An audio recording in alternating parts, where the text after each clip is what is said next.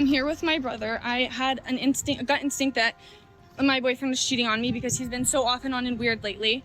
And we drove to this spot, his location turned off. He's outside of a coffee shop right now with a girl cheating on me. So let's talk about the time that I found out that my boyfriend was cheating on me at my friend's engagement, and then he blamed it on AI. He sits down on my couch and he's deny. Oh, I would never do that to you, blah, blah, blah. She's lying, she's obsessed with me. So I text her and I'm like, hey, he's denying this adamantly. Do you have proof? Boy, did she. There's nothing else for you to say once you get caught. So you either have to say the most fantastical ever, shut the fuck up, which a lot of men do, they just don't talk anymore, or you have to actually deal with it. The way that I be coming across these stories and they just sound so diabolical that sometimes I'm like, wow, like, okay. But then I realize that they're like fairly common. You know what I mean? Like they're not like they sound crazy. They're like, oh my God, that's like awful. But then at the exact same time, I'm like, yeah, no, that's common though. I've seen that before. I might even done things like this, in my lifetime. And I know tons of men that have done this type of shit. You know what I'm saying? It's like part of the course for men. That's terrible. Like this shit should be so rare. If men are decent human beings, this type of behavior should be so rare that when we come across these stories, we're like it shouldn't. My reaction shouldn't be like I'm not shocked. That's what I'm saying. I'm not shocked. I'm always like that's fucked up. You know what I mean? Like, definitely. I'm like, damn, that's fucked up. But at the same time, I'm not like I just can't see a man doing that. Not, I can see it. Before we get into these diabolical tales, I got to play this video because this woman made this video a week before she posted what we're about to watch. Something I'm consistently reminding myself of is that not everything you lose is a loss. If something's taken out of your life, chances are it's because it's making room for something even better. And maybe it wasn't serving you, and in the moment you're like holding on to this thing, right? Because you love it, you want this thing, whatever. If it's not meant for you, it's just going to cause you more pain and suffering down the road. So if something's taken out of your life, take it as a sign that God has better in store for you and he's making room for the good things. Solid message. Solid message, right? One would say fortuitous even. Because 1 week later, I'm here with my brother. I had a gut instinct that my boyfriend was cheating on me because he's been so off and on and weird lately. And we drove to this spot, his location turned off. He's outside of a coffee shop right now with a girl cheating on me. And he just reassured you everything about your whole relationship. About how he was just going to be different and like not even about cheating, just like be better. So we're about to go catch him in the middle of cheating. Left a fucking note. Left. I mean, to his ex-girlfriend. Cheated on her also. Yeah. Did the same fucking thing before she broke up with her ex-girlfriend. Don't yell at her. It's not her fault. Bro, fuck you.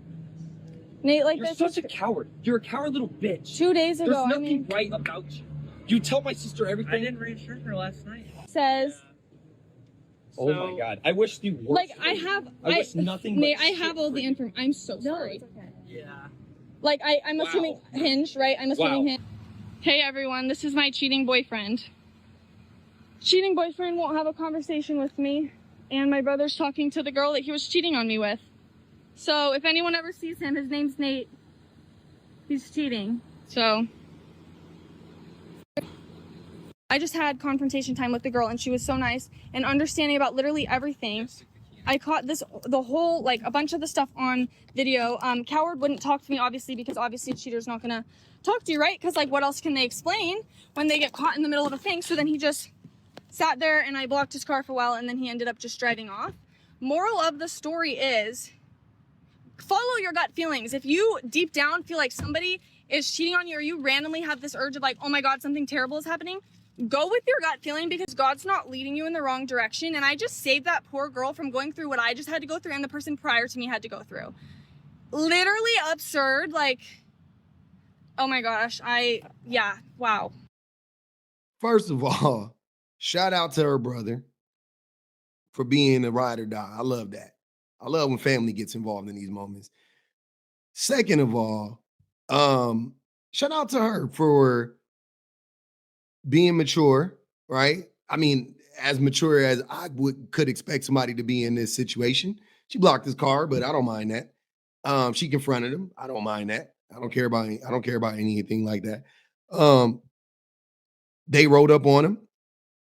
She didn't yell at the woman. She protected the woman, even from her brother. And I don't think her brother was just heightened, but he wasn't, he obviously wasn't like attacking the woman. He was really like just laying it out for her. It was like, and he did this shit with him, you know what I mean? That's how I took it. But he was kind of being a little bit aggressive with her, with his tone or whatever. But I love how she said, when she defended the woman and was like, or, just was like, hey, don't yell at her, he instantly went straight to the boyfriend, was like, you a piece of shit. But it was like also funny, like not in a Hardy horror way, but like weird because the boyfriend then wanted to be like, yeah, don't yell at her. Like, you wasn't saying that before she said that. So women, again, just showing how they protect other women, even in situations like this, she still was protecting that woman. And after the fact, she spoke to her. And even at the end, her whole video was like, I'm so happy I saved her. Not I'm so happy that I caught him for myself. No, I'm so happy that I saved another woman from, being put in harm's way by this fucking terrible individual. Like, just selflessness. I love that because we talk about that all the time with women, how women are selfless and they are always protecting other women, even in like the worst case scenarios. They're still like, how is everybody else doing? But her boyfriend is a piece of shit, and there's really nothing you can add to this. I mean, she caught him red-handed. She caught him red-handed. She followed her gut, her intuition, all that stuff, because she's perceptive. That's where it really came from. She just had a feeling based on pattern recognition, I'm sure, how he was acting. He was acting weird. It felt off. And she went with her gut, right? And that's why I talk about how women are more logical than men, because she used a mixture of all of those things and her emotions to come to this conclusion, to figure this shit out. And you need that. You need that to be logical. You need that to be logical. She pieced things together using her intuition, using her gut, using her emotions, using her feelings. That's how it works. Every beautiful, gorgeous girl goes through something that makes them start acting more like their father. So let's talk about the time that I found out that my boyfriend was cheating on me at my friend's engagement, and then he blamed it on AI. I was dating Satan himself for 1.5 years. I literally was obsessed with him. I loved him. He was a very decent boyfriend, minus sick and his dick and everything that could walk. But I literally was like, I'm going to marry this cowboy. Like, I was obsessed with him. Let's get to the point. Sick Nasty is currently doing a contract in Winston-Salem. He's a travel nurse. So he comes to visit in Charleston for my friend's engagement on Saturday. We exchange Valentine's Day gifts. I give him this like ski shot. He gives me an espresso machine, whatever. Saturday comes along. We go to my friend's engagement. She says yes. Woohoo. We go to the engagement party, all fun and games. And then we go to the Commodore, and this is where shit hits the fan for me. We're at Commodore, we're moving and grooving, and I realize that my boyfriend doesn't follow one of my best friends on Instagram. That must change. I go, give me your phone. He happily obliges, gives me his phone. I follow Alexis Perry on Instagram, lock the screen, give it back to him. Later on, we're walking. I turn around to, I'm sure, talk some shit or something, and I see him pull out his phone. He opens it up, and all at the same time, a notification pops up. It's like celestial timing. I see that it's a girl, and I'm like, oh, is that one of your friends from Winston-Salem? And he goes, no, it's Seth and Colton's friends, his nasty, disgusting fucking roommates. I'll get to them. And I go, oh, well, why would Seth and Colton's friends be DMing you? Like, does she know you have a girlfriend? He's like, of course she knows I have a girlfriend. I'll block her. She's obsessed with me. Red flag. So I'm like, no, you don't have to block her. He does that anyways. Red flag. I remember her name just from the quick glance. I remember her name. I go, Caleb, give me your phone. He gives me his phone. I put it in my back pocket. I take my phone. I message her on Instagram. And I'm like, hey, have you ever hooked up with my boyfriend? She doesn't answer. I move on. I'm trying to move and groove at Commodore. I'm trying to get back in the funky mood, but I'm not feeling that fucking funky because I know my boyfriend has cheated on me. So I'm literally shaking just thinking about it. So I'm like, okay, we need to leave. So we leave. Mind you, phone's still in my back pocket. We get home. I get in the shower. My drawers are on the floor. And while I'm in the shower, he goes in my back pocket, takes his phone, changes his passcode, and then puts it back in my pants as if I wouldn't notice. So I get out of the shower and I'm like, time to play some CIA. I go to open his phone. Can't get in. Red stop sign. And I'm like, hey, did you change your passcode? And he's like, yeah. And I'm like, okay, but why? And he's like, because I just don't think that we should be going through each other's phones. And granted, we had never like done anything like that. But I was like, okay, but now's the time. He won't let me in. I'm like, please let me get in your phone. He's like, no, I have nothing on there. I have nothing on there.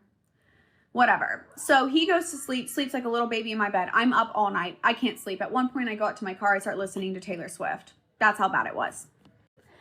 This is where shit gets so bad. 7:52 rolls around and she answers and I wake Satan's bitch ass up and I'm like, hey, she answered. He's like, ugh, like, what did she say? I'm like, I don't know. Let me go back and forth with her a couple times. I go in my kitchen and finally she's like, yeah, we've been fucking for 3 months. I guess.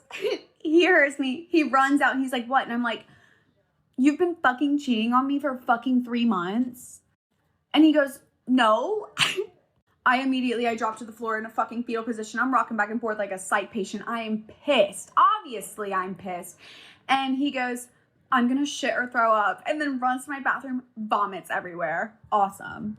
So he comes back out and he wants to play narcissist. Oh, he wants to play narcissist. He starts packing his bags going, you never trusted me. I would never have sex with her. Like, she's ugly. In fact, it's just saying horrible, vile, foul, awful fucking things. And I was like, whoa. He starts to try to leave and I'm barricading the door. I'm like, yeah, try me. Sit your bitch ass down. He sits down on my couch and he's deny. Oh, I would never do that to you, blah, blah, blah. She's lying. She's obsessed with me. So I text her and I'm like, hey, he's denying this adamantly. Do you have proof? Boy, did she. I am getting screenshots upon screenshots. Sex. I'm having to read these sex. At one point, she sends me a screen recording. It's him saying something nasty to her. And then she's going like into more info and showing that it's his phone number. And you know what he says? AI is crazy these days. So I'm continuing to browse through these messages and I get to this one specific sex that goes, blondes don't do it for me. I like brunettes with big asses. And when I read that shit, leaped across the couch, strangled him. And he's sitting there, he's going, stop. So I stop. And at this point, I freak the fuck out, okay? I come in here, I grab that ski shot that I had made him. I'm walking towards the front door, and he's going, no, not the ski shot. I'll pay you for it. And I was like, it's either outside on the cement or against your fucking head. He lets me go outside. I'm out there, like I'm banging that shit against his car, against the fucking concrete. People are walking down the street looking at me, and I'm like, don't mind me having a meltdown, clearly. Once it has burst into a million pieces, I feel better. I come back upstairs. We proceed to talk for 5 fucking hours before he will ever admit that he cheated on me. Ever. And he only admitted 1%. Oh, and he wanted to like cry and then go outside and try to pick up the pieces of the ski shot so we can put it back together. Take one of them pieces of wood and shove it in your... So once he admits it, I'm like, get the fuck out. Like, leave. And he does. And then I get 2 his roommates. Because I thought we were friends. Like, I literally got them Valentine's Day gifts that year. I basically lived with them when they were still in Charleston. Like, I really genuinely was so surprised that they were going out and telling everybody Caleb's single, knowing that he had been dating me for a fucking year. So obviously I text them and I'm like, rats, scum of the earth, die. And that was all that needed to be said. I actually commented die so much on Seth's Instagram page that he blocked me. Anyway, so as the week goes on, I'm messaging Ari and I'm like, give me everything you've got. Like, I want to know everything. And she does. She provides. I end up knowing, like, he would have sex with us within the same, like, 6-hour span. No condom. Awesome. Would literally text me and be like, I love you. I can't wait to marry you. Bitch in his bed. And then I find out that there are other women. So I obviously messaged the other women because I'm just looking for all proof because he's still, like, adamantly denying everything, which is crazy.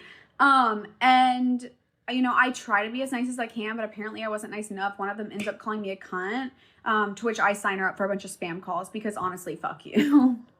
Anyways, I get all the information that I needed and I get into therapy. Venmo requests Caleb to pay for my therapy. I Venmo requested him $500. He did pay it. And also I texted his mother because why the fuck wouldn't I? So anyways, if you live in Lexington, Kentucky, watch out because this man is on the streets. He's prowling and that's so scary. And you never drop the con. You never break. Die with the lie. That's literally what I think about like every single time men get caught and then they just say the most incredible shit to get out of the situation. That's wild. AI? Wow. Because there's not like the first woman said, there's nothing else for you to say once you get caught. So you either have to say the most fantastical shit ever. You either have to say the most fantastical shit ever, shut the fuck up, which a lot of men do, they just don't talk anymore, or you have to actually deal with it. The first two are usually where men go. The first two are usually where men go. And the reason why that is because when men get caught cheating, one of the things that a narcissist cannot tolerate is being exposed, right? Because now you're vulnerable. Now you're vulnerable. Now you're exposed. Now you're vulnerable. And your true self is revealed. Even to yourself. That's the thing. Because you have to compartmentalize all of that shit to move effectively, to keep up the charade, right? So once somebody puts that mirror up to you, whether it's your phone and they're like, look at all these, I caught you, or they're just calling you out, you can't accept it. You have to have like the highest level of cognitive dissonance and disassociation ever, because to accept it means that you can no longer be that person. Once you accept it, you can't be that person anymore. That character is blown. So you can't be that guy. So men fight tooth and nail to keep that character in their brain because they're like two different people, right? Like narcissists are, I don't understand the psychology of it all, like the psych talk, like, you know, different personalities or whatever, but essentially you are two different people or three different people. You know what I mean? Like whatever the case may be, you're a different person with every single woman you're cheating with. You don't want that. You developed that character. That is a character you worked on. You don't want to let it go. That ego, that character has its own ego and everything. It has to die now. And it's scary. It's very scary. It's very humbling. It's a weird, I mean, yeah, it's very odd when you really like get into the psychology of it all. And I've had to do it for myself. I've had to do, you know what I mean? Like, so I can understand better how not to move. Like, you know, I don't want to be no fucking narc. You know what I'm saying? Like, I don't want to move like that. And you can, you know, you can't like cure narcissism or whatever, but you can have narcissistic tendencies and you could work on that stuff and you don't have to be that person if you choose not to. You could literally like develop character and you can develop integrity. It's a skill almost. Like integrity is a skill. You can work on it, you know, but you have to be devoted to doing it. And most men just don't want to do it, unfortunately. Whew, man, that was a lot though. That was a lot, man. A lot to handle. I see why women are choosing the bear though at the end of the day.